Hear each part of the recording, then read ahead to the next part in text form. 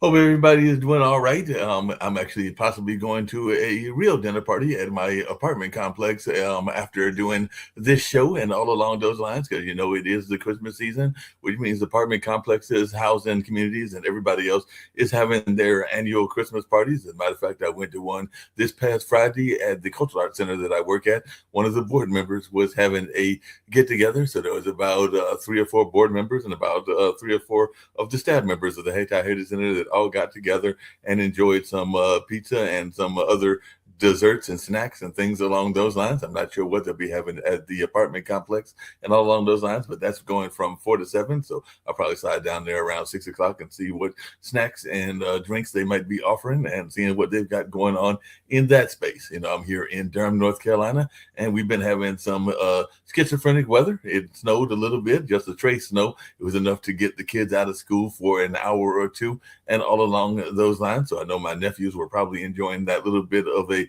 brief reprieve. On one of our other shows, a young lady from Virginia was saying they had 3 inches of snow, and I think she said she's been out for 3 days and was hoping to get a fourth or fifth day because they are allocated a certain amount of snow days, and then after that, they're not paid once they get past that snow date amount and everything like that. But earlier today it was like around 54, 58 degrees, whereas it had been in the 30s like about a day or two ago, and all along those lines. So the weather can't make up its mind. I wish my Marquette Golden Eagles could make up their mind, because they're not doing all that well in sports. We're 5-5 and are going to have to play another tough team after getting slaughtered by Wisconsin when we go against Purdue this weekend. So we might be having a losing record, but hopefully Shaka Smart can get it together, and this a young team, because it is a very young team, can get their act together and make a run at some sort of tournament. Right now, a lot of people are speculating that they won't be the NCAA. Maybe they'll be the NIT, but hey, they still got the Big East to run through and all along those lines. So the Big East is a tough conference, but we'll see if they can't get their act together by the time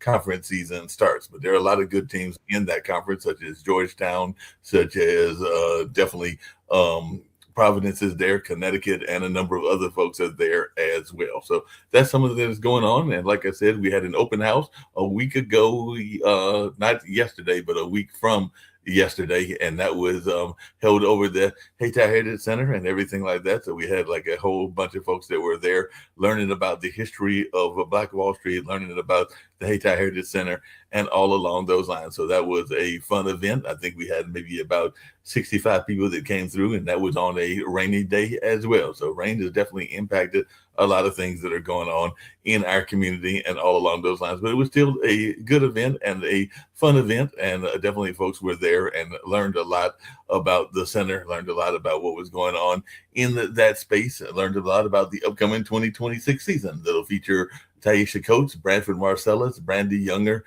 Yazara, and a number of other people as well. So that'll be, I think it's 15 acts that'll be there in the year of 2026. So they put together a whole season, and we'll see what kind of draw we get from that. And of course, we're in the middle of a sustainer campaign. So letters are going out trying to get people to definitely make their donations to that organization. And I know a lot of organizations are doing it in standard campaigns even as we're speaking, whether that's medical organizations, art organizations, or a number of other kinds of organizations as well. So a lot's going on in the world, and we'll be talking about that. I've got some amazing guests, and I'm interested to hear what they've got going on in their lives and everything. I'll bring on Angie, and then I'll bring on Ben, and I've also got Christopher on as well. So we're going to be learning a lot about what they've got going on in their lives. So I'll start with the ladies first and bring on Angie and everything. So how are you doing, Angie? I know that you're the author of the Leonardo trait. So if you want to tell us about the Leonardo trait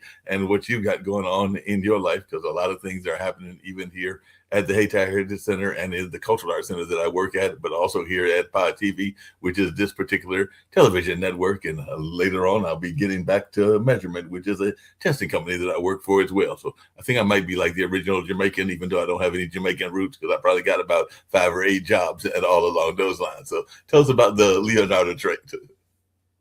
Thanks, Mark. So, The Leonardo Trait is a book for neurodivergent people who are profoundly creative. It's the fourth edition of this book that I've written. I've been working on this book for almost 20 years. This is, like I said, the fourth edition of it. And it really is just about the idea that neurodivergent people are very creative and very intelligent, very curious. We have a lot going on, like Mark here. We have a lot of jobs, we have a lot of projects, we do a lot of things.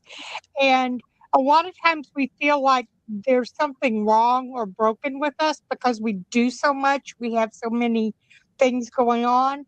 And the Leonardo trait is just about the idea that we are not broken neurotypical people. We are not broken normal people.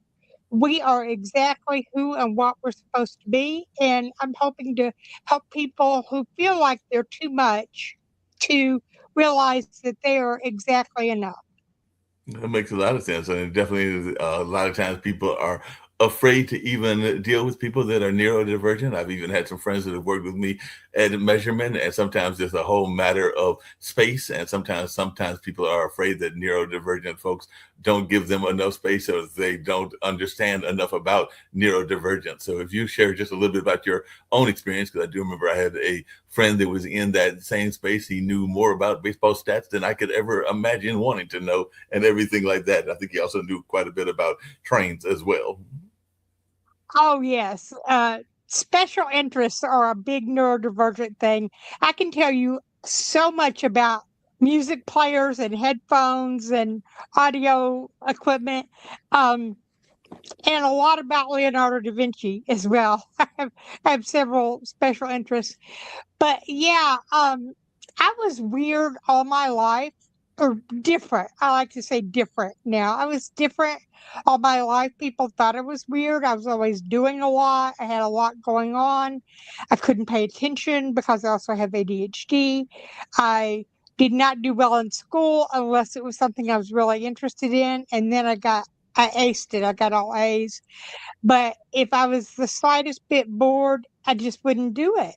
And my teachers would think that I was lazy or that there was something going on, at home. And the fact was, it didn't work in my brain. And because I was a child, I didn't know how to make it work enough that I could do well in school. And about 2 years ago, I was diagnosed with autism, and that just made everything make sense. And I realized that this book that I've been writing all these years was actually for neurodivergent people and not just creative people. And I had just never known that neurodivergence applied to me. No, that makes a lot of sense. And a lot of times people don't know it until later in life.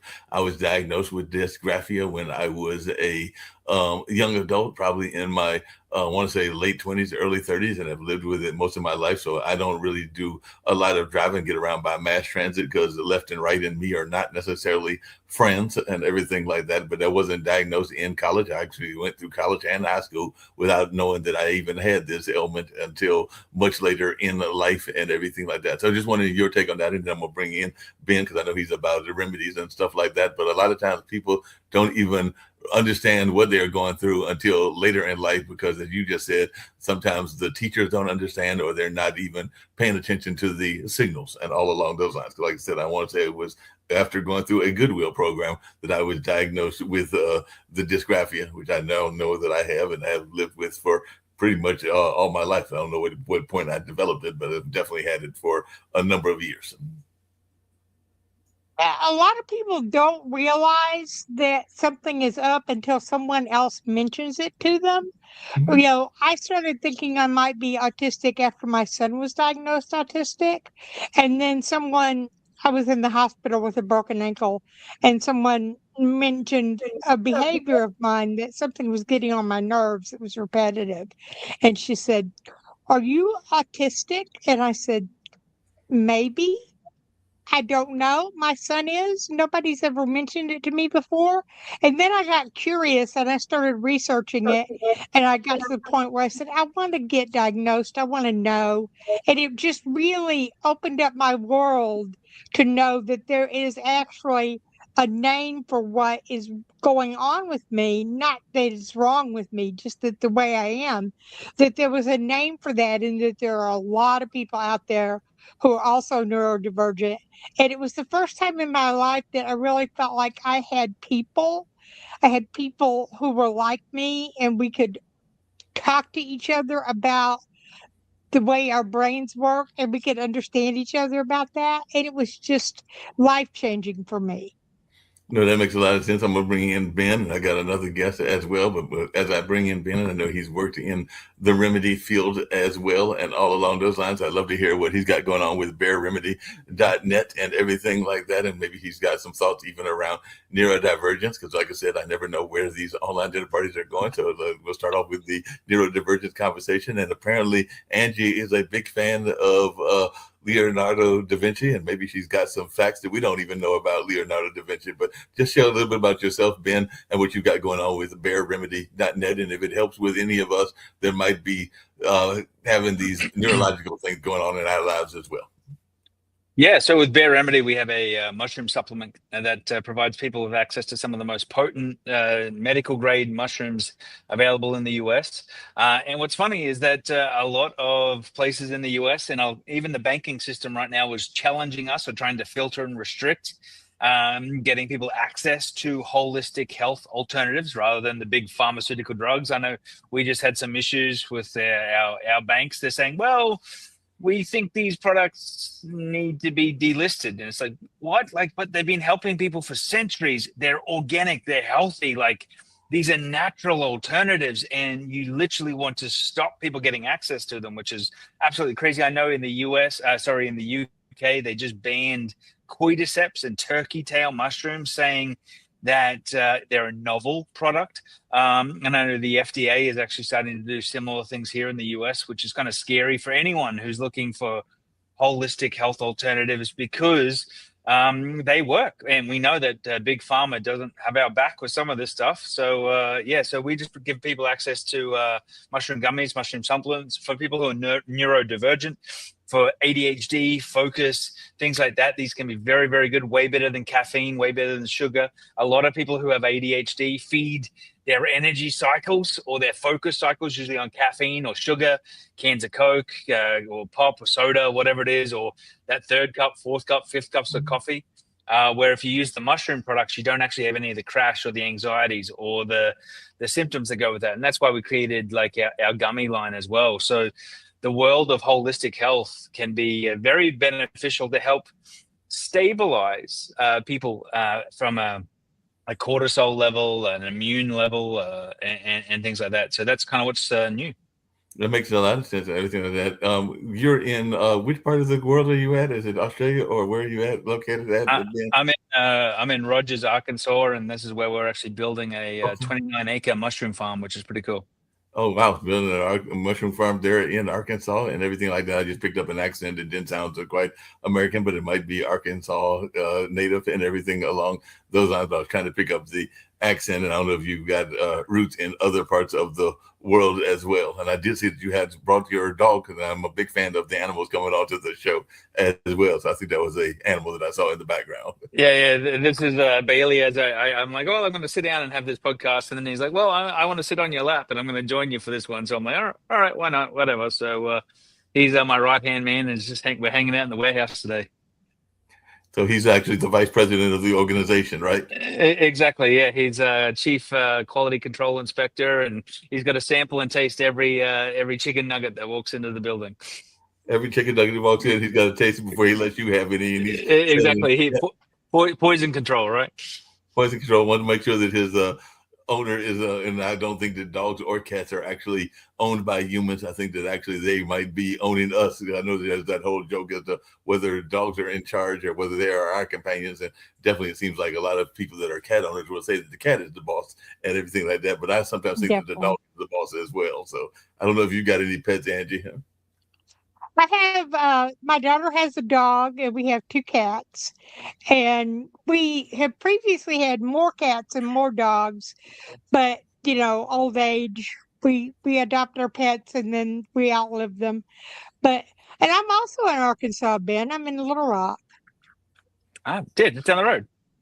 just down the road. The both of y'all are in Arkansas and everything like that. So that is amazing. We got two Arkansas folks and a North Carolina person. I know Arkansas is known for its football, and it's definitely got some strong teams in that regard. So I don't know if y'all are fans of the Razorbacks. I know historically the Razorbacks used to be a very good football team. I haven't followed to see. I don't think that they're among the ones playing in the playoffs this year, but I know historically they've been very good and all along those lines. So are y'all Razorback fans?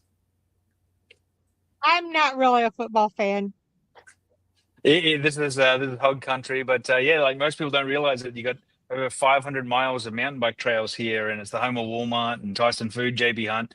The outside activities in this part of the country are second to none. Like it's a billionaire's playground, and there is so much opportunity in this part of the country. That's pretty exciting. You mentioned being home to Walmart, and you are an entrepreneur yourself and everything. How much do you use the Walmart story as a framework for even creating your own company? Because a lot of people know that Mr. Walton was a major founder and a major entrepreneur back in the day, and his family still is involved in the Walmart family and the Walmart circle. I was actually just laughing with Mom earlier today, and y'all might get a kick out of this, and then I'll bring in Chris and my other guest as well. But I was talking to her because I saw we do an investment show, and I just happened to see that Walmart was selling a saxophone. The saxophone was going for a ridiculous price. It was like two of them. I saw one that was like $23,000 or $25,000, and another that was $19,000. And when I mentioned this to Mom, my mom and everything along those lines, because I talked to her, I'm very close to my parents and my brother and my nephew. She was telling me that no rush. We're not trying to get there anytime soon, but if we are at the end of our lives and everything like that, you can even get a casket from Walmart. And I'm going like, I don't know that Walmart was in that business, but apparently they are. So Mom was letting me know that apparently you can even get your own casket from Walmart and everything, and not necessarily have to depend on the funeral home and some of the more expensive ones. Even though I'm thinking the Walmart ones, if the saxophone is in the example, might be expensive as well. So what's your take on Walmart as a corporate companion and everything like that? So I'll start with you, Ben, but I want to hear from Angie as well. Well, there's a huge amount of opportunity. The amount of R&D and development they do here is actually quite significant. They even have drone delivery and have been having that for the last few years. So like you can actually get your lunch and your food, groceries delivered by a drone. It'll drop it off in your front yard. And like, so like this is technologies that they're going to be rolling out around the country. They've got even the Walmart gas stations. The infrastructure they provide to people is quite impressive. So yeah, I think what they're doing is and how they're having to stay competitive with this AI revolution is a whole thing that a lot of companies need to be modeling. Like I know a lot of people are approaching it with fear, but like you can't be scared of this revolution which is coming. You've got to work out how you're going to embrace it and gain a competitive advantage. And I think companies like that who are showing you options, I think is a good thing to be doing. It's just like because some of this stuff is millions or billions of dollars in investment, and you can just follow their lead without having to make the same mistakes. Now that makes a lot of sense. I'm not sure about how I feel about drones. I don't know how Angie feels delivering. I do DoorDash regularly. I'm actually probably depending on them way too much, DoorDash and on occasion Grubhub, and I've even taken Uber, even though I've got a number of friends that drive for Uber and everything like that. But I'm wondering about the drones dropping off your groceries, because I'm wondering, is there any fear of them crashing, or have there been any incidents of them crashing? And that would be my fear about that. But I mean, humans can crash too. So I just wanted your take on that, because I do know that has been one of the concerns that people have had when it's talked about drone delivery, is whether the drones will come crashing out of the sky and not make the right deliveries either. So I just wanted your take on that and what you're hearing about it. Yeah, well, the drone deliveries have been quite safe. The drones don't land. They actually lower a basket from like 100 feet in the air, which is kind of fascinating. And you watch it come in, and it's just like really impressive. But yeah, you know what? Like, hey, people crash, Uber crash, everyone crashes, right? So like, I'm sure it happens. Like, but it's just the evolution of the future that's coming. So, and if you listen to anything that Elon Musk is saying, right, like several tens of millions of robots are going to be deployed over the next 24 months. Even like that's crazy.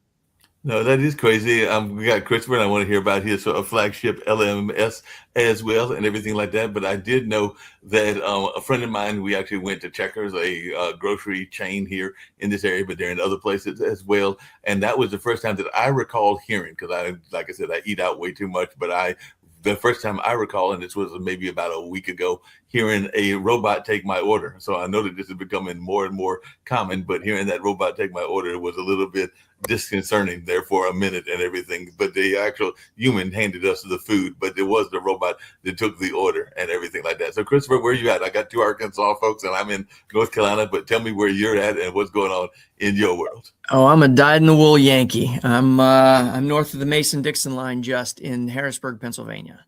Okay. Well, And tell us about Flagship and everything along those lines, because that's what the dinner party is. I invite various people on and we learn from each other and everything like that. So you've been hearing about neurodivergence and even a little bit about what Walmart's got going on with this drone technology and the kind of stuff that Brian's doing with his, Ben's doing with his gummies and stuff along those lines in the natural medicine space. But tell me about Flagship. So we are a learning management system company. And for those of your listeners who may not know what a learning management system is, most of them have probably touched one at one time or another if they've gone into HR and you've sat down in front of the computer and you've had to take some workplace harassment training, or maybe out in the warehouse, you've taken some OSHA training to make sure that you're doing things safely. We are not the training, we are the platform that the training sits on. And so that's our job is to help people deliver whatever it is that they need their remote workforce to know, or their distributed workforce to know.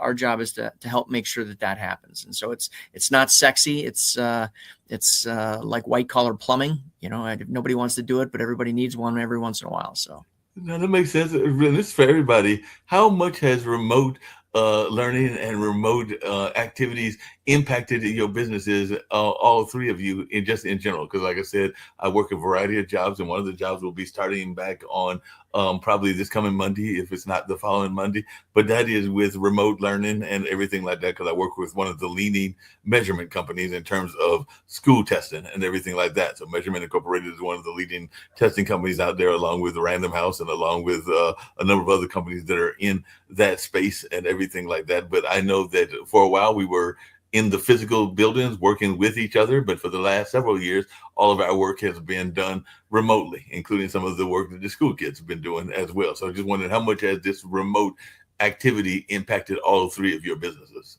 So I'll start with you, Christopher, but I definitely want to hear from Ben and Angie as well. Yeah, well, for us, we're 100% remote, and we always have been. So we've been in business 8 years now, and I've never met any of our employees, and it works really well because we're able to draw on talent from around the world. We've got people from the Ukraine, Mauritius, Egypt, Pakistan, India,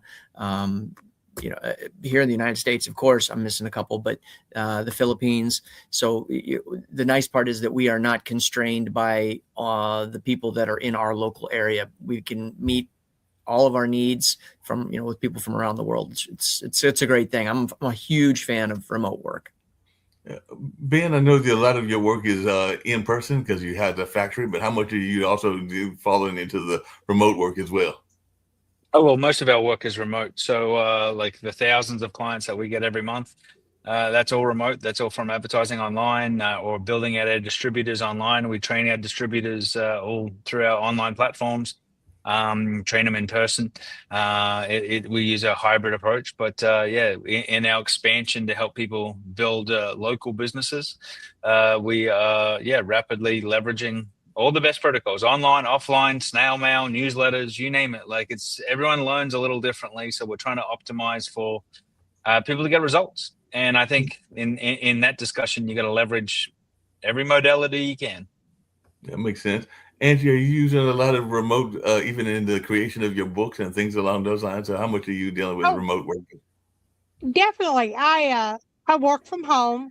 Right now, one thing I'm doing is I'm having an audiobook created of my book, The Leonardo Freight. And I'm not even sure where my narrator is. She's somewhere not here.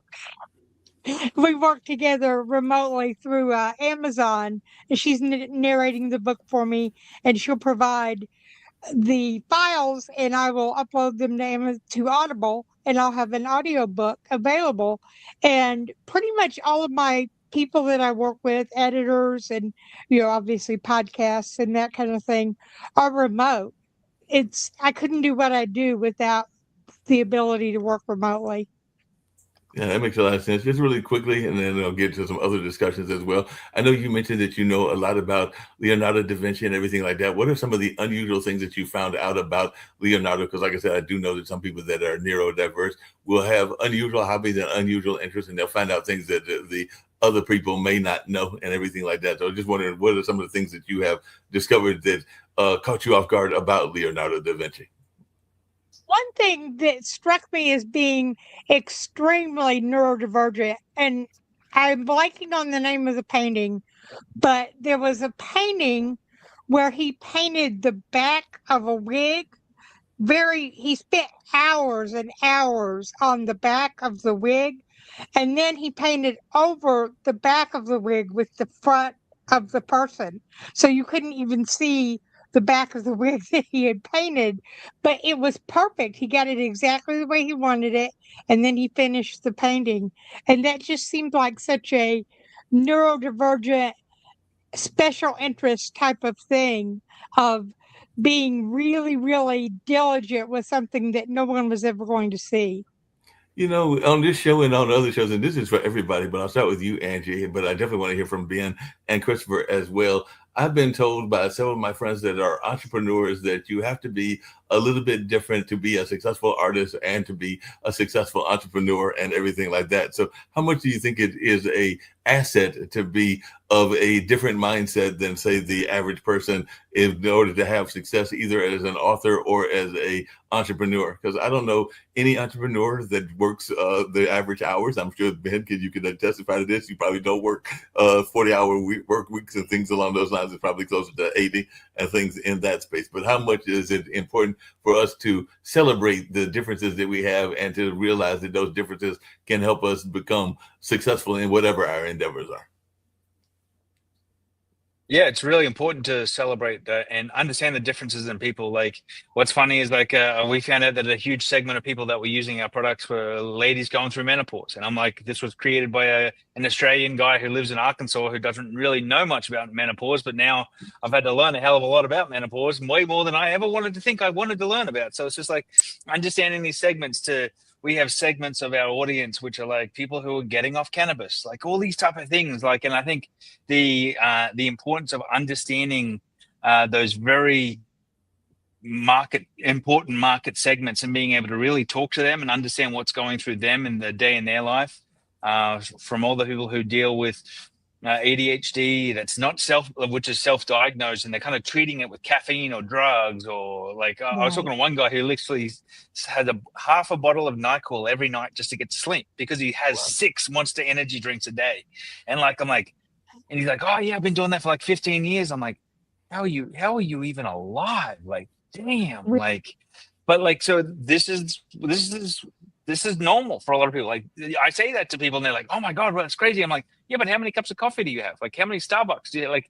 And then like people don't realize, yeah, they're having 3-4 cups of whatever, or they drink 10 cans of Coke a day, whatever. Like, so like we've all got our thing. So understanding that in detail, I think is really, really important. No, in that same space and everything, and being along those lines, but I'd love to hear from Chris and Angie on this topic as well. I know that your home country, because you mentioned, and I thought I picked up an accent, and it's the Australian accent. We used to have an Australian guy, Shaquille Latimer, who was very big in dog racing. It has been on our network before, and he's actually taken a little bit of a hiatus, but he might come back at some point or another. But I know he was big in the gambling industry. But one thing that Australia has done recently that more countries are thinking about, and we do a whole show on bullying, is this notion of not letting our kids touch as much social media and everything like that. So I just wanted your take on this, because Australia is the first one and it's leading the forefront where they put a ban on kids that are between, I think, 14 and 18 or something like that in that space. Yeah, I think it's anyone under 16 that's been banned from using social media. I think it's only positive because we live in a time where we're more disconnected, isolated, and depressed than ever before. Yet we're in a more connected evolution than any time before. So the thing is it's like this quandary. And I think, yeah, I know even what I do, I like the more I get offline and actually enjoy the real world, the happier I become. I got a question though about that. How do they stop the kids from using a VPN and connecting via another country? Well, where there's a will, there's a way, right? Like Yeah. you're not going to stop everybody. But the thing is, the whole thing is adding the age restriction parameters to it, and like they're just doing their best. And for a lot of people, they won't be. But if you want to sneak out of the parents out of your bedroom window when you're meant to be sleeping, like when you're a child, and you're going to sneak out and try a cigarette, or you're going to drink whatever it is, like you're going to do it anyway. Like there's no stopping it. But the cyberbullying and the teen suicide and all that type of stuff, like there's some massive social issues that have been created because of what we call social media. Yeah, there's definitely been. But I'm like you, Christopher. I've been trying to figure out how they're going to do that because, like you said, Ben, if folks want to find a way to get around it, it's like the kid is told not to go to the party, and then they go to the party anyway. So kids are very resourceful. I have two nephews that are 16 and 17 as of this year, and one of them is getting ready to go off to college. And I know that my brother will not have that much control over his life when he goes off to college. Even if he goes to one of the colleges, which is one of the 4 that he's been accepted to locally and everything, he'll still be his own independent person. And even now, when he's in high school and living with it, well, he spends time between both my brother's side of the family and his mother's side of the family, but none of them have total control. I'm sure that there are times that they sneak out and get away with things and all along those lines. Well, we've done a similar thing, here in the States. There's been a couple of states which have essentially banned pornography if you're under, 18 or whatever it is. I don't even 21. I'm not sure. But I mean, it didn't do anything. It's not going to do anything because of VPN is ubiquitous. North Carolina is one of those states. There was a popular app that, as far as I know, is still banned from the pornography industry and everything like that. But like you said, people will find end arounds and everything like that. But technically speaking, I think it's been in effect now for almost a year and a half, 2 years. But Pornhub is not supposed to be in North Carolina, and that's one of the bigger pornography apps and everything like that. But how are you going to stop somebody if they're using other apps? And it's the Barbara Streisand effect. I'm sure you've all heard of this. Exactly. Yeah. As soon as you say don't go there, everybody goes there. Right. So I mean, I don't know. It's one of those things. At least we were taught in the Marines. You never give an order that is going to be disobeyed.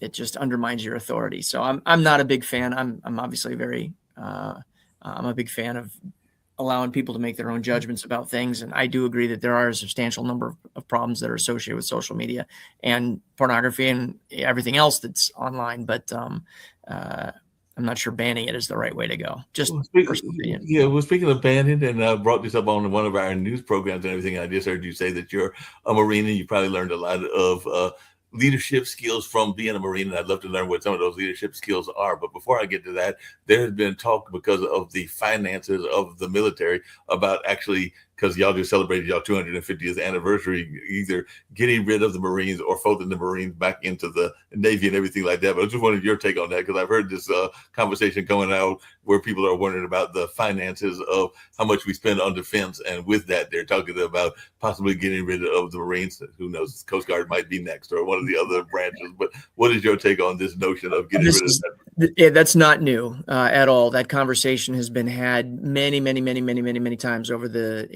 hundreds of years that we've been in existence. And it'll never happen. The Marines they're here to stay. They're part of American culture, and they do more with less. In terms of our fiscal conservativeness, we actually have the smallest budget, and we do the most with it. And so people talk about that all the time. It'll never happen. Yeah, I believe it won't happen either and everything.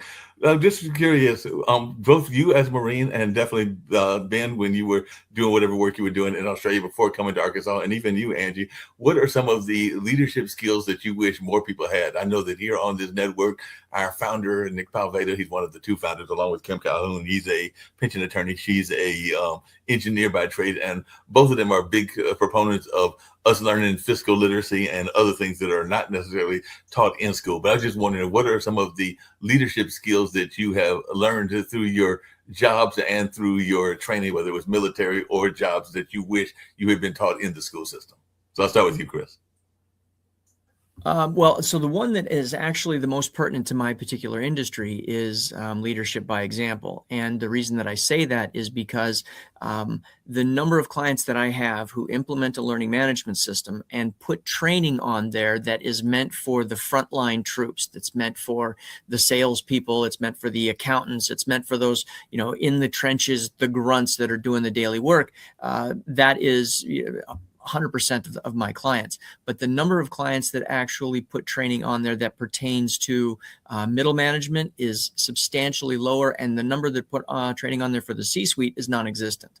And it's interesting because all of the companies that I work with will say we really want to use this learning management system in part to influence the culture of our organization. We really want to, use this as a way to cement who we are and what we do. And yet the troops don't see the leadership buying into that or taking that. It's always something that we push, and it's never something that's absorbed. So my big thing for companies in general is culture starts from the very top, and you have to be, if you're the CEO, you have to be seen doing whatever it is that you're espousing, doing whatever it is that you insist your people are doing. You better be the first person up in line to do that and to show everybody that you are doing it, because without that example, it's just everybody sees it for what it is, just lip service, and it's nothing's going to change.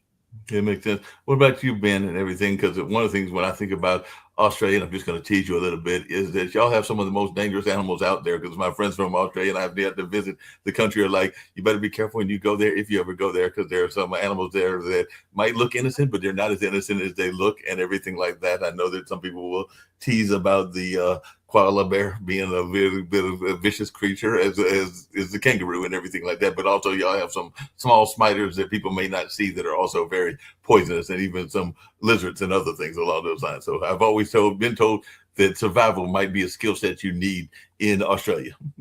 Well, I think it's sometimes harder to survive here in the US than it is in Australia, because we can see the animals going to kill us. We can't see the drive-by shootings that are happening here, or the school shootings here. So I think it's a whole different thing. But I usually say that everything's going to kill you in Australia, and the most dangerous thing are the women. So you've really got to be careful of that. I think at the end of the day, asking quality questions and questioning everything is a leadership skill, and demonstrating through execution, as Chris was really talking about. Like, everyone wants to talk about it, be a manager that just points and stuff, but there's a big difference between people who can get off and do it and really show through example, and they just create a different team. Yeah. What about you, Angie, and everything? Because I was actually just thinking about even how it can impact our arts world as well. I've had a friend that just recently found out that they are not going to be a candidate for a executive job, but they're probably still going to try to do some lobbying for that executive job, because they feel that sometimes we don't even listen to the voices of the community, and that they might be the better person for the job in the sense of having allies in the community and all along those lines. But I just wanted your take on this notion of how important leadership is, even with your writing and everything like that. Oh, yeah.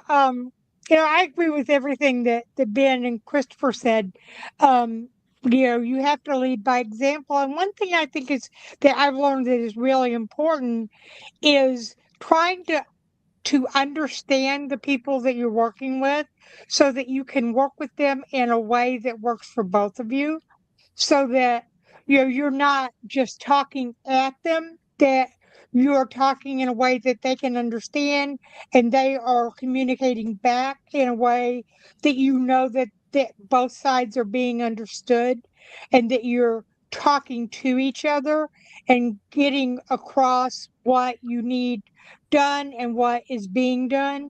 I think that's really important, to really work with your people and not just at them, not to just talk and expect that they're understanding without communicating clearly.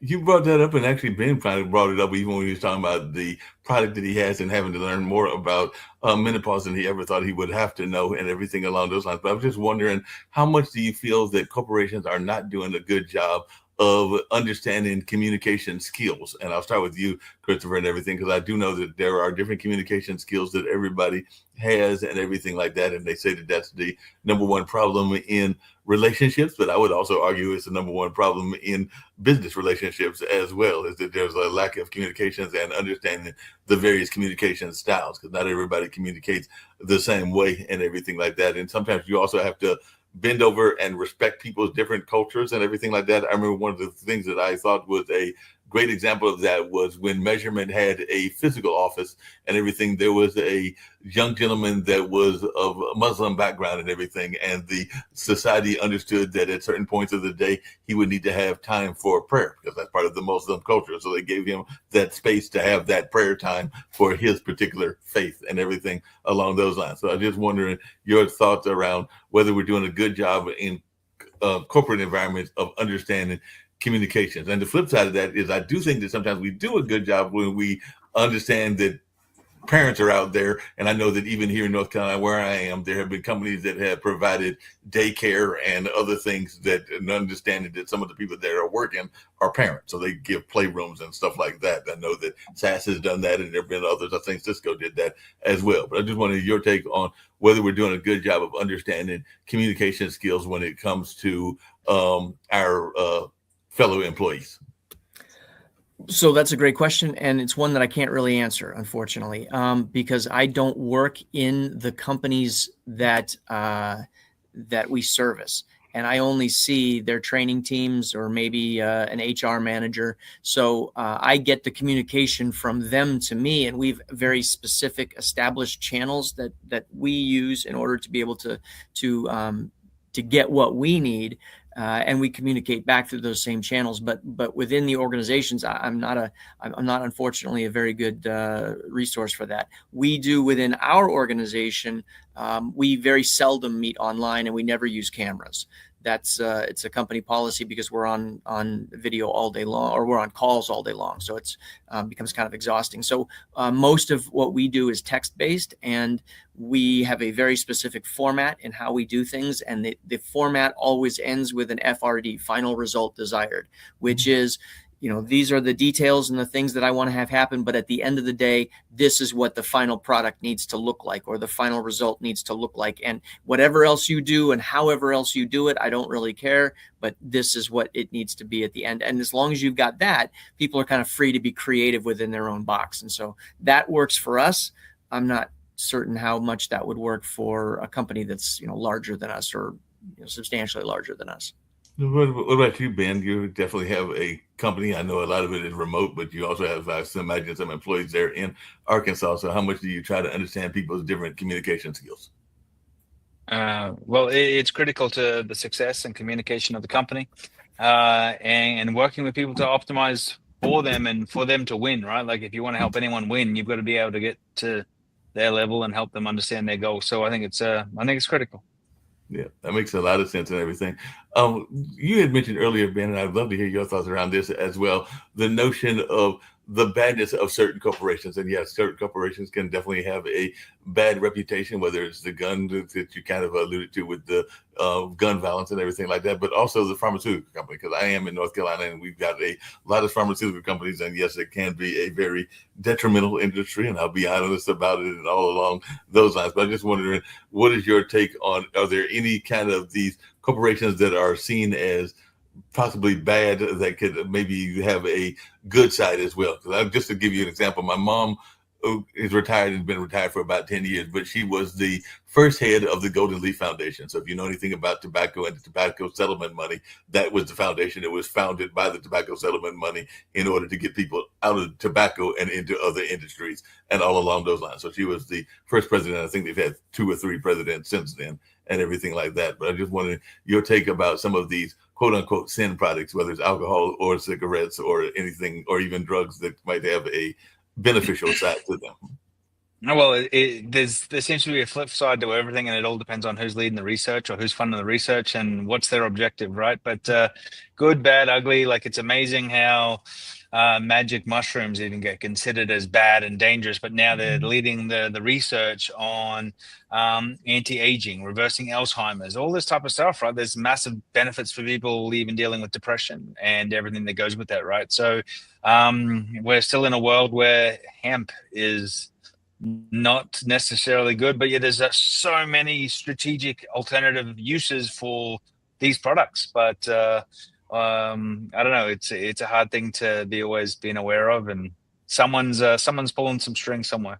Yeah, there's definitely some government influences on a lot of these things. There's no doubt about that, whether it's Big Pharma, whether it's NRA, or whether it's a number of other things. So yeah, there's definitely those people that are pulling those strings, even to your point about hemp, because there are definitely more and more states that have legalized marijuana, particularly for medical marijuana and some of the hemp uses and all along those lines. But even some of the kind of like drinks that are out there as well that are hemp based and everything like that. So it does seem like it's getting more approval in terms of public approval, but whether it's getting that government approval, that's another story. And whether they'll ever get that government story, that'll be the question. Because I've even heard people that have said that they thought that it has helped in some of their neurodivergence research. So what is your take on that, Angie? Have you heard about some of the fine uses of hemp even for neurodivergence research? I have not, although I do know some people who use CBD and other hemp products for relaxation or, anxiety. Um, I'm not very familiar with that in the field of neurodivergence, though, I have to say. No, that makes sense. And like I said, I do know some people that are doing that and everything. One of the things we talk about on this show oftentimes, and I'd love to hear all of the three of your thoughts around this, is this notion, and it comes up in a lot of conversations, whether it's in these fields that we're talking about today or other fields, like even the creative fields, of the imposter syndrome. So I'd love to hear how y'all got past that. So I'll start with you, Angie, because I know that probably when you first said you were going to write this book, because the imposter syndrome is this belief that you're not as going to be as successful as you think you're going to be. Because I know even in my own life, I have had that inner critic, that inner conversation. And sometimes that's another word for the imposter syndrome, where I've had, whether it's been in relationships or when it's been in business, I've talked myself out of things. And by the time I finally talked myself back into them, those opportunities had gone out the door, whether it was in the romance space or in the business space and everything like that. So I just wondering, how much did you have to develop your own self-confidence even to write this book? And what advice would you give to others that are trying to find that inner voice and that inner voice of positivity? Oh, I have definitely had to fight the imposter syndrome and the feeling like I don't know what I'm doing or I don't know what I'm talking about. And I still deal with it. I mean, I get ready to go on a podcast and I think I have no idea what I'm going to say. I do this all the time. I I have been on podcasts, I think 4 or 5 times this week, and every time I sit down, I think I have no idea what I'm going to talk about. I do not know what I'm talking about. But of course, that's just kind of our brain going, "Oh, I'm nervous, I'm nervous, I'm nervous." But really, if you really lead, I think, from your heart and do what you really believe in, sure, you have to have the skills. You can't say, I'm going to sit down and write a book if you've never studied writing and don't know how a book is written. But once you have your skills and you know what you're doing, I think it's a matter of just telling that editing voice, I call it in my brain, I don't really need your services right now. I'm going to write the book and later we'll come back and edit it and I'll let you help me. But right now, I need you to just let me write this book, or I need you to let me go on this podcast and talk about something that I know about. And I think it's really, you just have to kind of learn to set aside that voice and not allow it to take over and steer the ship. Yeah. What about you, Ben? I'm sure that even when you decided to move from Australia to Arkansas, and maybe it was a lady that brought you here, or maybe it was other things that brought you here as well. But I'm sure that whether it was the move all the way across the country or whether it was this business, that there were probably times that you were going like, what am I getting myself into? And everything like that. So how did you deal with that imposter syndrome, and what advice would you give to others? Every day, even when I'm putting on my underwear, I'm arguing with myself about am I doing it right. So you know what? That's just some of the the realms of life you've got to deal with. Like they say, it's always the gremlins in your head that are the scarier than anything else, right? So the thing I always say to myself when I'm out there, when I'm doing something, I'm like, well, no one's come to save me, so you know what, like tackle in and let's get it done, right? Because that's the reality of it. And I think the sooner you can understand that and go, you know what, if I want this, I got to make this happen, because there's no silver spoon that someone's going to gift to me, because yeah, that's not happening. So and I think the sooner you can respect and appreciate that, the more stable and that becomes, right? Yeah, that makes sense. What about you, Christopher? Have you run across that imposter syndrome? I'm sure even as a Marine, there might have been times that you were in doubt about what was going on and things along those lines. But how did you deal with that imposter syndrome, whether it was in the military or whether it was in the corporate world? Yeah, it was less in the Marines because you're wearing the rank on the outside, and people automatically I guess to some degree they assume you know what you're doing, but they spent so much time training you. In the Marines, for example, for the first 6 months after you get your commission, you don't even see an enlisted person. You do nothing but train to become a basic rifle platoon commander, and that's everybody in the Marine Corps is trained to do that.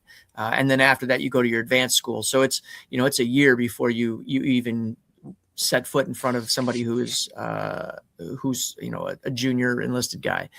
So by that time, you've pretty much got the kinks worked out. But as an entrepreneur, for sure, we're coming up on in 5 days from now, we're coming up on our 8-year anniversary. But that first year, it was me and a part-time developer. And when you're calling yourself the CEO of the company, but you're really the captain of a rowboat, and it's not impressive if everybody knows you've got a rowboat. So that you're hoping that they don't see that, and you know that you're in a rowboat, and you're trying to pretend that it's bigger than it is, just so that you can get some business in the door.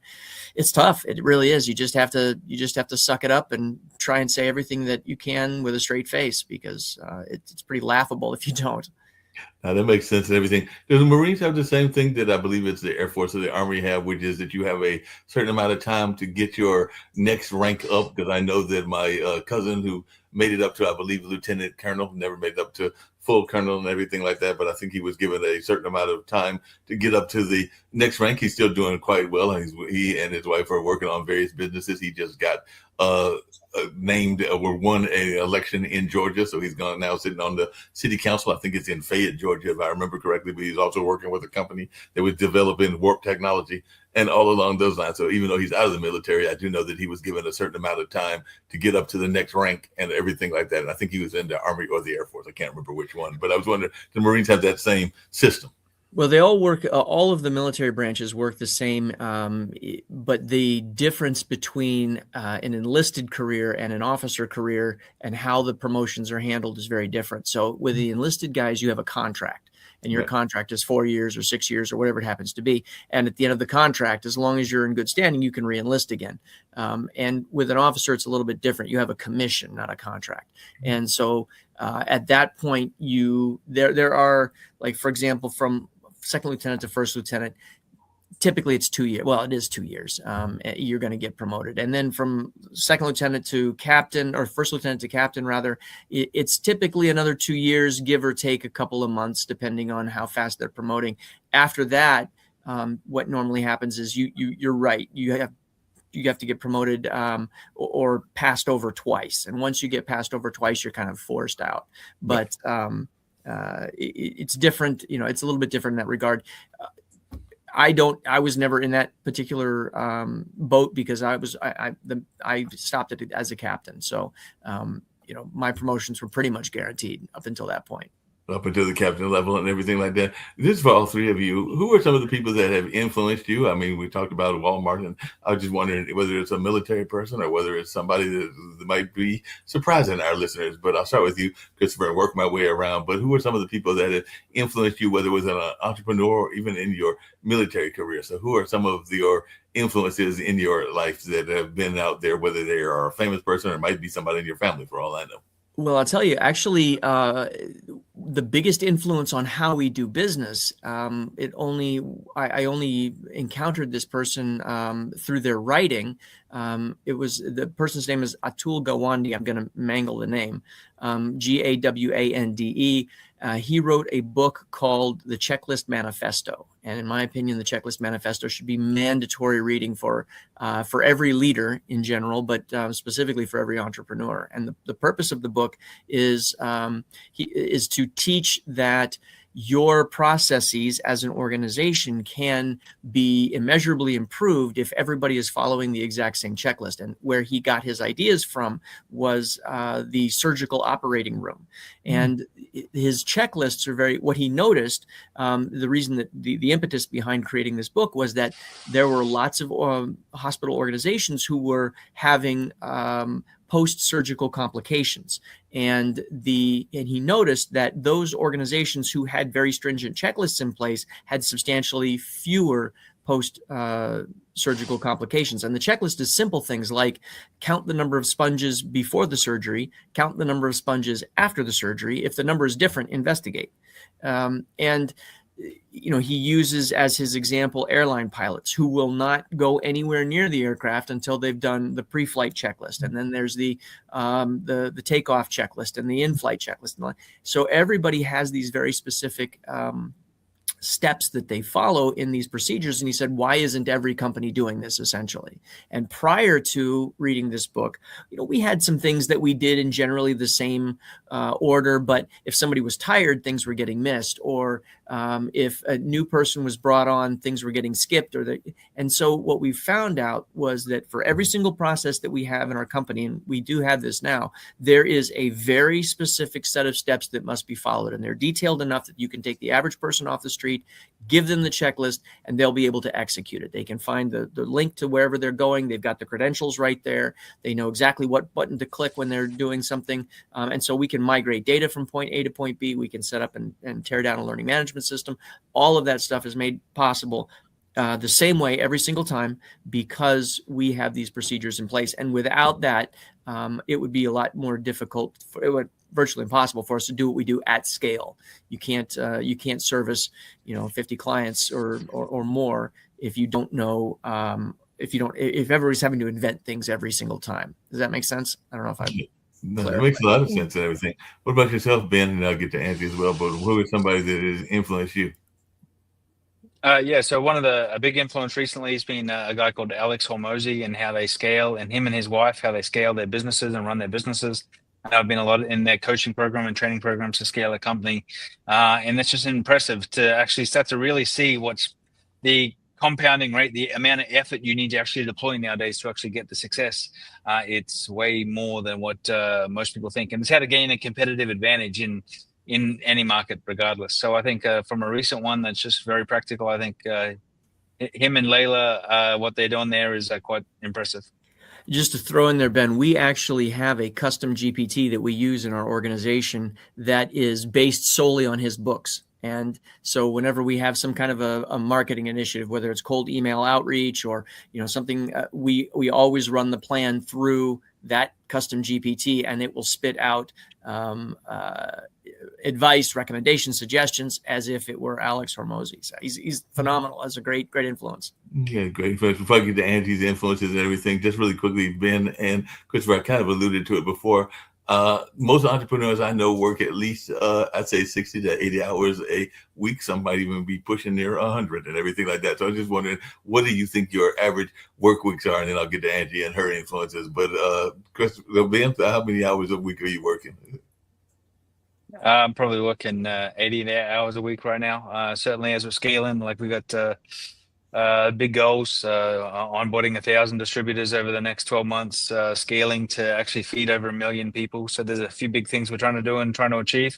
So I think the effort now compounds and pays off later. That makes sense. But when you do what you love, it's pretty easy. Yeah. What about you, Christopher? In the early days, we were doing that. These days, no. These days, 10 hours a week, maybe. my job is primarily just to talk with customers when they're first onboarding, and then just check that the messaging is done correctly in whatever outreach we're doing. But that doesn't take a lot of time. Other than that, we've got really good people, and they've got, again, really good checklists. So it happens pretty much without my involvement, which is kind of nice. Yeah, it's a good thing and everything. Who are some of your influences, Angie? And then I've got a question about this food program for Ben, but I'll get to that after you tell me your influences.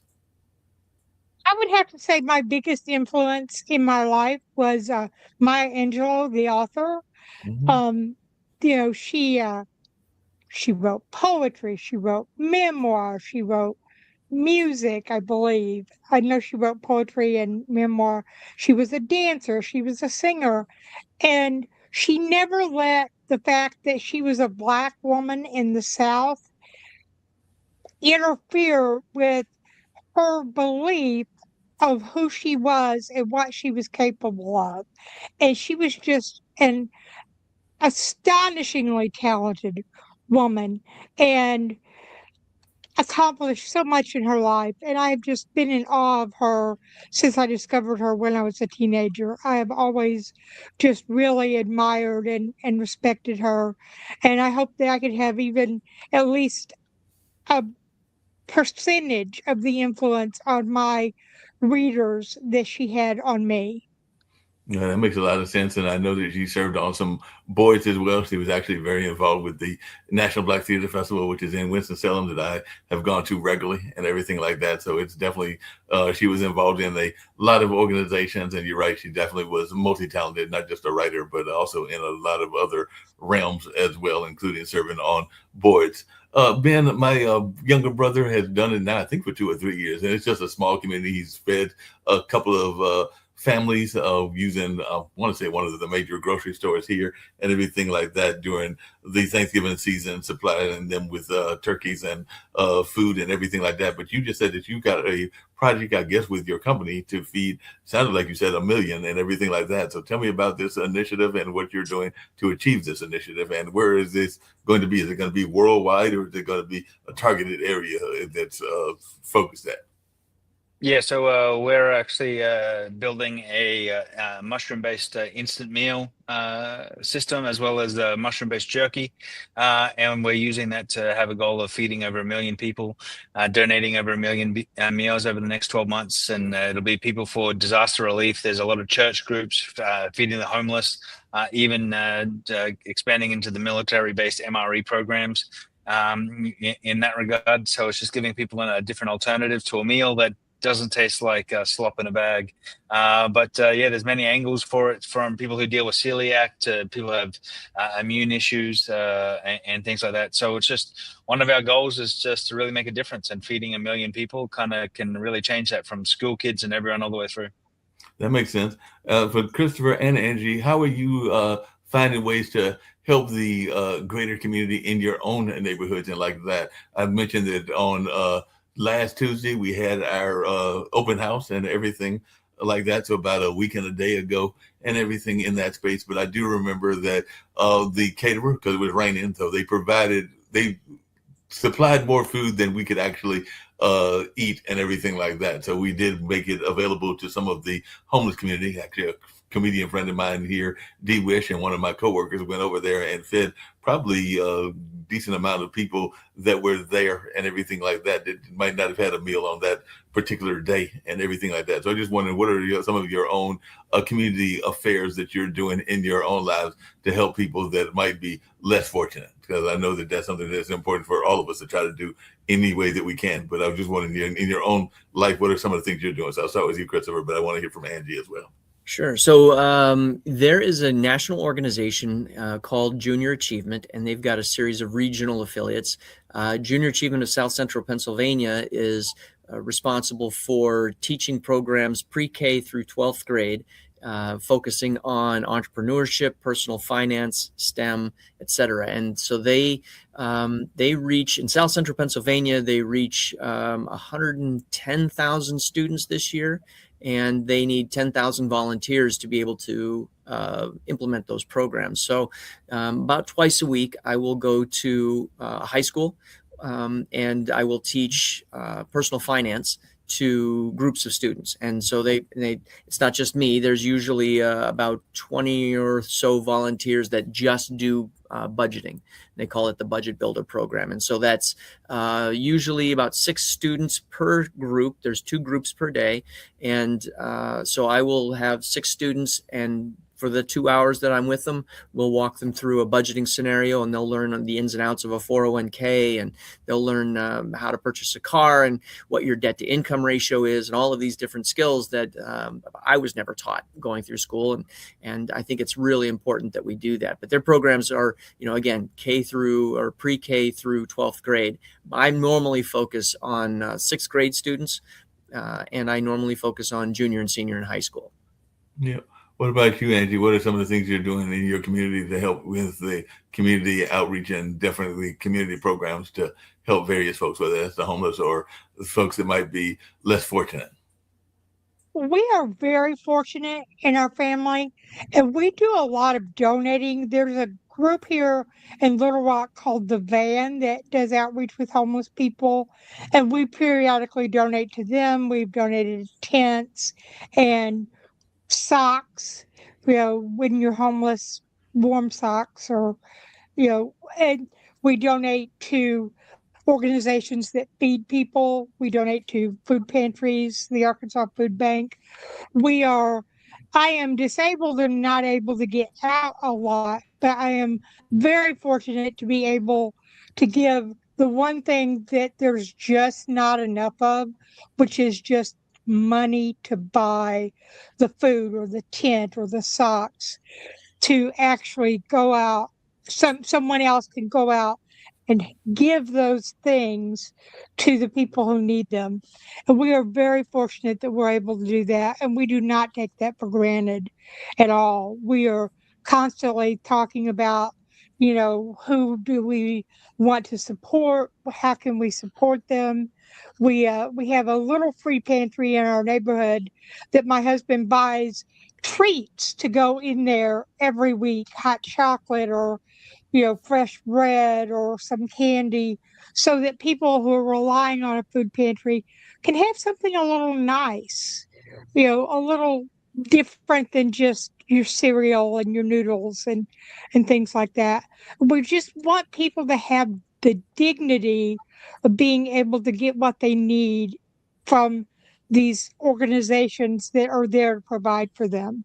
That makes a lot of sense and everything. Just really quickly, what are some of the things I mentioned that both Nick and Kim, the founders of this network, are big on what's not being taught in the schools? But what are some things that you wish were being taught in the schools other than those that we've mentioned, like fiscal literacy and other things like that? So I'll start with you, Angie. What are some of the things that you wish had been were taught in the schools now that weren't taught when you were in school, or that you're not seeing taught with people in your own family, whether you've got kids of your own or whether you've got nieces or nephews? Like I mentioned, I've got my 2 nephews and everything, but what are some things that you wish were taught in the school system that isn't being taught? I wish there was more of a focus on mental health and not just physical health, that people understood more about things like depression and anxiety and neurodivergence and all of these mental health issues. There are so many people who fall into a depression or an anxiety, or they have some other illness like OCD, who never know that there actually is help for what's going on with them. They think that there's something wrong with them, but they don't get to the point where they know that, hey, I could call my doctor or I could call a therapist.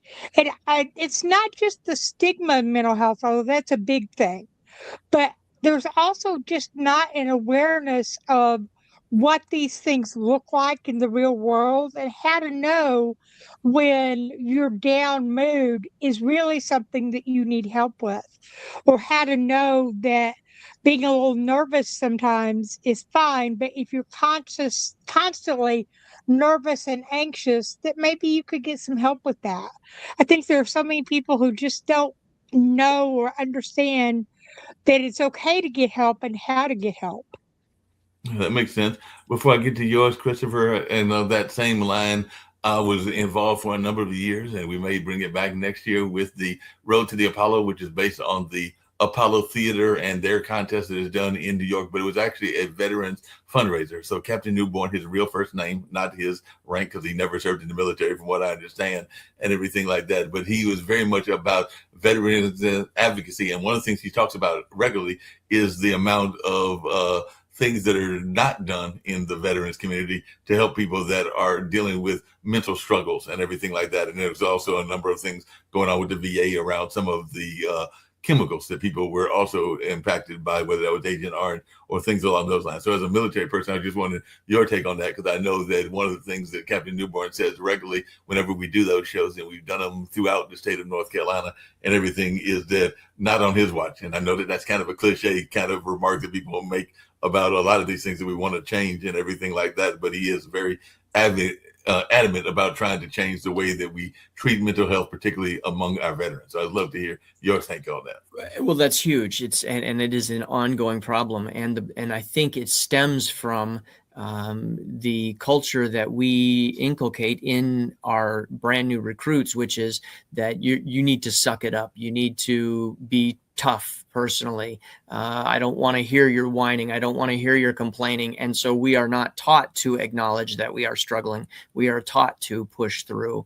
And it becomes something that is deeply, deeply ingrained. If you've been in for any period of time, when you hear that kind of thing, you need to be strong at all times. Showing weaknesses is not going to be acceptable in the unit, because you're going to be looked down on.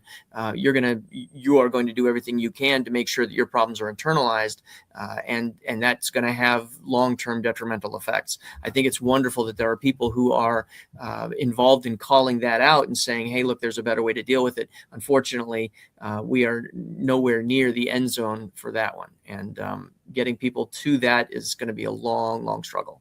Yeah. What are some of the things you would like to have changed in the school system? I know I kind of diverted based on Angie's answer, but what are some of the things you would like to have changed in the school system? So I am on an advisory committee with Dover High School, which is near here where I live. And I am, as a community advisor, what they do when they receive Title I, Title II, Title III money from the government, they have their teachers put in a wish list for things, either equipment that they would want or courses they would like to teach. And then they run that by the advisory committee. And our job is to say, as an employer, and particularly as an employer of a software company, these are the skills that are very important to me, and these are what I need an entry-level employee to have and to be able to do. And is it possible for you to be able to accommodate that, within the confines of your school year? And so I would like more schools to have these community advisory groups, so that they can align what they're teaching with the needs of the actual employers who are going to be making use of their graduates once they get out. That makes sense. What about you, Ben? What's something you'd like to see change in the school system, whether it's here or in Australia? Well, I think just some real life survival skills for a lot of people, right? Like, it's just like I'm seeing more and more people who, can't communicate with someone that isn't on the other side of a device. So conversational communication, but just everything from managing money to understanding what credit cards are, to debts, credit score, and everything else that goes with that, right? So it's amazing how people don't even know how to change a tire or fill up. Like, you see people who drive their electric cars to the gas station to fill them up, and they get bamboozled by this. I'm like, how? What piece of the tree did you fall off to think that you got to put gas in your electric car? And this is just, I don't think a lot of people really know how to survive. Yeah, the survival is a big thing, and all along those lines, and that is something that I know is taught in the military. But unfortunately, there are a lot of people that don't have basic survival skills. I think that there's a lot of people that don't even know how to survive on minimal amount of money, because there are a lot of people, if they are in that job market and they lose their job, they wouldn't be able to survive for a matter of days, much less a matter of maybe even hours, without having that money coming in. So, Christopher, what's your thoughts around that? Because I mean, that's one of the things that I do know from having friends in the military is that y'all can survive off of the basics. Most of you, not saying everybody in the military can, but a lot of people are taught those skills in the military on how to survive on very little and everything like that. Whereas a lot of the people that did not go through military training can't necessarily do that. Well, I mean, it's true, and the military is very good at that. I'd been in for 2 years, I guess, when I first got sent to survival school in Bridgeport, California, at the Mountain Warfare Training Center. So I'm in the middle of the winter time at 6,000 feet in the Sierra Nevadas, and it's me and a buddy, and we have to go a week. We've got no food. We're sleeping in snow caves. We've got a series of projects that we got to do, but you and your buddy are, a mile away from the nearest team. And they have an instructor who comes by on snow machine once a day to check on you and make sure you're still alive. They don't come near you. They don't talk to you. You just give them a thumbs up. So, when you're put into that type of a situation, going a day or two without food or well, in that case, it was a week without food, but going a day or two without some money is kind of a small thing. Everything after that looks like gravy. So I agree that privation is a good way to recalibrate people's suffering meter. And, if you get the opportunity to do that for your kids, take them out on a camping trip or something for, a weekend and let them see what rough really is, then they realize that, yeah, okay, the heat's set at 68 instead of 70, you can probably suck it up and deal with it. Yeah, probably gets like up and deal with it. Hey, Ben, along those same lines, I don't know, because there's popular foods where they're not really popular, but there are foods that are very cheap. But I don't know about in Arkansas, but I know here in North Carolina, if you mention Spam or if you mention some of those other 99-cent soups and everything like that, people will be laughing at you and going like, "Yeah, I'm not having that," even though that might be what they need to have in order to survive and everything like that. So you can find some very cheap foods that are out there, but a lot of people are afraid of the stigma of having to eat those things because of the names associated with them and everything like that. So if you run across that, Ben, in Arkansas, where people are not necessarily wanting to buy bologna because bologna might be a little bit of quote unquote cheap food. I think it all depends how you're growing up and who's in your family, because there's also people here that'll eat squirrels and everything that is crawling in any tree. So like if it's out of the house, and they call that wild game, as a squirrel, right? So like I think it just comes down to the culture and personality and how much you've been spoon fed and exposed to the world. Because when you travel the world, and in some parts of the world, they'll eat cockroaches and bugs, and it's funny. There's a big farm in just outside Austin, which actually breeds roaches and things like that for alternative protein food. So like it's just like it's big in Asian cultures, but it's starting to get out here because. And these are the things, like it's just what you think is crazy becomes now the next delicacy, becomes the next food group. Like it's all these cycles and trends. All the cycles and trends. Get ready to wind up. I certainly enjoyed the conversation with all three of you and everything. I try to do is either about an hour and a half or something along those lines. And a couple of questions I ask everybody at the end. But before I get to those two questions, for each one of you and everything, what is something that folks would find unique about the area where you live at and unique about yourselves that they haven't learned in this conversation? So I'll start with you, Angie. What is something that they would find unique about Little Rock, Arkansas, and also about yourself that they haven't learned about in this particular conversation? Like I said, I've thoroughly enjoyed the conversation, but what's something unique about you and your town? Little Rock has a mountain right outside of town. It's called Pinnacle Mountain. People climb it. They go on picnics in the area around it. There's a playground. There are pavilions, and there's just a huge. Didn't mention this, but Arkansas is very natural. There's tons of paths and rivers and mountains all over the place, and it's just a beautiful state. I love it here. And something unique about me, you might notice I'm wearing a novelty t-shirt. I only own novelty t-shirts. I don't own like normal clothes. What about you, Ben? What's something unique about your part of Arkansas? I was thinking it's a little bit outside of Little Rock, as well as something that you might find unique about your own life. Well, one of the cool things about my life is I get to travel around the US. I travel around 40,000 miles a year in a coach, travel around the US, going to different events and working with people all around the country. And one of the novel things is we're building a 28-acre mushroom farm, state-of-the-art mushroom farm facility here in Pea Ridge, Arkansas. And most people are like, where? Like in Arkansas? Like, I'm like, yeah, it's a beautiful part of the world. So, it's going to be pretty interesting teaching people how to grow mushrooms, harvest mushrooms, turn mushrooms into food, and a whole lot of fun stuff.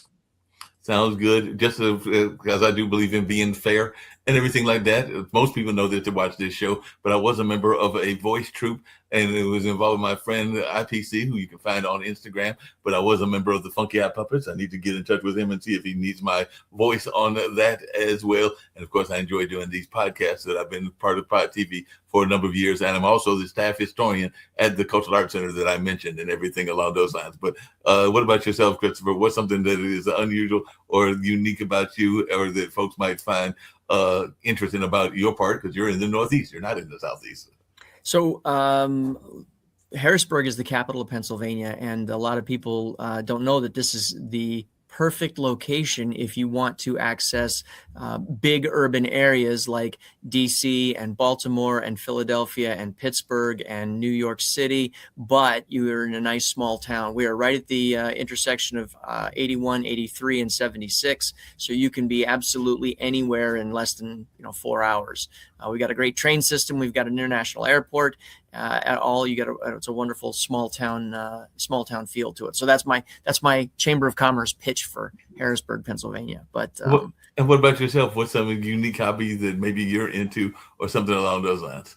Not a unique hobby, but one of my newest passions is supporting the Harrisburg area roller derby league. This is a sport that I've never seen growing up, and I've only recently become acquainted with, and it is actually a really enjoyable sport to watch. It's aggressive. It's fast paced, and so I'm a big proponent of it. So we give our money and our time to that organization. It sounds good. That's actually an event in North Carolina that I wanted to go to that I missed. That same friend that was doing the Road to the Apollo did a show. We did not do a Road to the Apollo this year, but he did a go-go, which is a form of music out of DC and everything. So he did a concert with 2 go-go bands and a Frankie Beverly tribute band, but was held at Dorton Arena, which is one of our popular fairgrounds and everything like that. But that was the other event that was going to be a week or two later that I was hoping to go to, that I did not make it to this year, but I think they'll be back in next season. So that's on my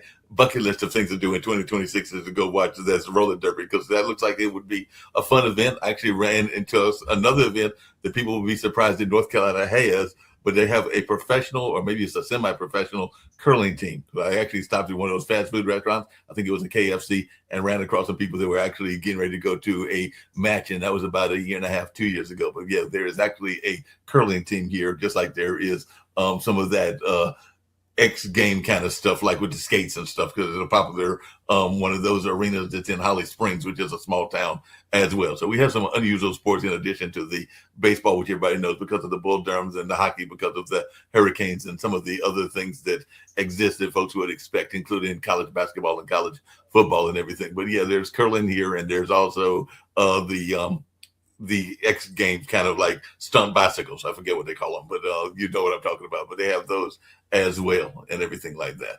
So, Angie, as we get ready to head out the door, the thing that I get everybody to ask, and that I bring up as a question and everything, is there's anything that you haven't talked about that you'd like to talk about that you want to share? Now is your time to do that. If you want to pitch the book, tell people how they can get in touch with the book. And I'm a big believer in, and I've kind of alluded to it on this show a couple of times, that the more we spread positivity, the better the world is and everything. So I get everybody on every last one of my shows, no matter who they are, to give their message of positivity. So if you'll end with a message of positivity, and I'll go round robin, so I'll end with Chris and everything. But definitely, if you will share things that you didn't get to, that you wish you had gotten to, how the book can be gotten, and your message of positivity.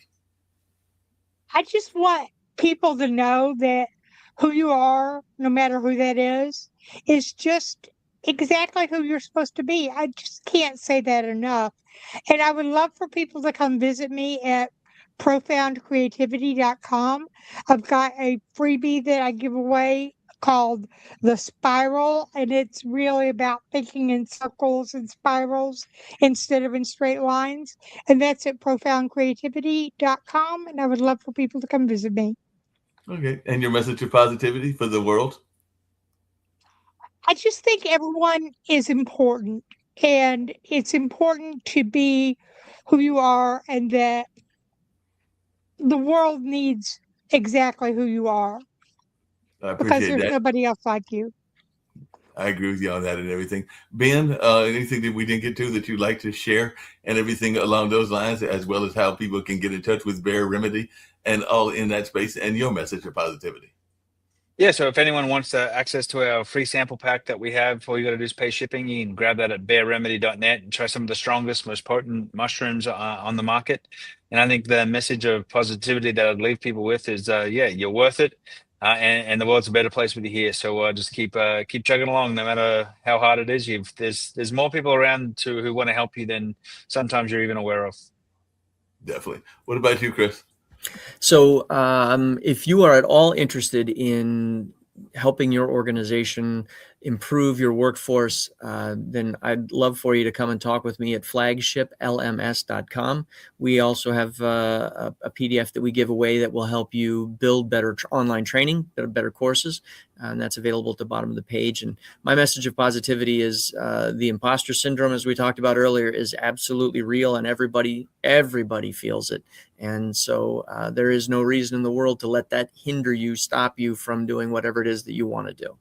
No, I agree with you on that. And like I said, my message of positivity is the more that we spread positivity, the better a world we have, and all along those lines. So it's kind of my semi-mission that I do here on this show with the Online Dinner Party, where I invite various guests on and we learn from each other, as we've done on this particular evening and everything like that. One last thing is I get ready to head out the door, so I'm going to play this particular PSA to get us totally out of the door. But before I play it, it is around education. It's actually from Oklahoma. It's a gentleman that was honoring educators, but not just the regular educators, but also guidance counselors, the janitors, the cafeteria workers, and a number of the support staff in our school system. So from all of you, and I'll start with you, Chris, and end with Angie and everything, if you can, before I play this PSA to get us on out of here, share the importance of education to you, and maybe it was even not a traditional teacher, but a non-traditional teacher, because I know I wrote a skit, and in the skit that I wrote, people were learning lessons even from janitors and from homeless people and other folks, because sometimes we learn lessons even in the school system, and it isn't always the person that's in front of the blackboard. Sometimes it's people like the cafeteria worker and the janitor that might be teaching you lessons as well. So your thoughts around education, the importance of education, and also the importance of the support staff around education.